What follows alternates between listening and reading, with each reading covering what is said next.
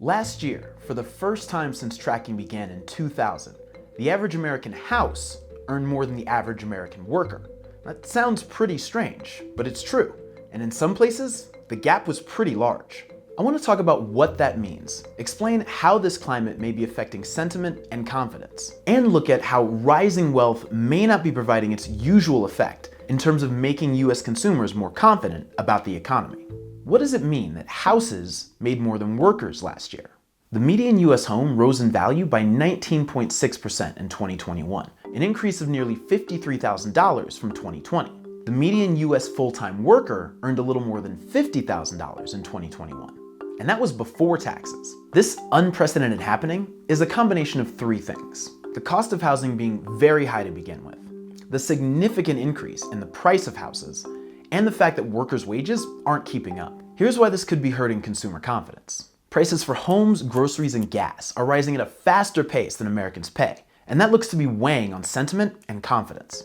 Even though nominal wages and salaries rose by 4.5%, the fastest pace since 1983, they failed to keep up with inflation. In fact, after factoring in cost increases for the rest of the economy, Americans' wages actually declined by 2.4%. So the average consumer actually had less buying power in 2021 than they had in 2020, even though they got paid more. We're seeing the effects of that in confidence surveys and slowing spending. The University of Michigan's Consumer Sentiment Index for March was the lowest since 2011. And in the preliminary survey, more households expected their finances to worsen than at any time in the history of the survey, which dates all the way back to 1970. This suggests we may be seeing a change to the typical wealth effect. Americans' wealth rose to a record $150 trillion in 2021, an increase of more than 8% from the end of 2020.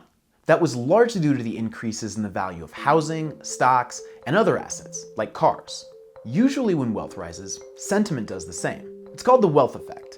Even if folks can't touch their increased wealth because it's tied up in their house or their 401k, they get more confident. But we're seeing a bit of a breakage in that pattern. It may have to do with the fact that wealth is being concentrated in fewer and fewer hands. The wealthiest 10% of Americans own around 90% of all US stocks, according to the Federal Reserve. And a recent survey from the National Association of Realtors found that high-income households own around 43% of all housing wealth. Between 2010 and 2020, those wealthy households gained 71% of the increase in housing wealth. But beyond inequality, it seems like there's some interesting and unusual things happening here.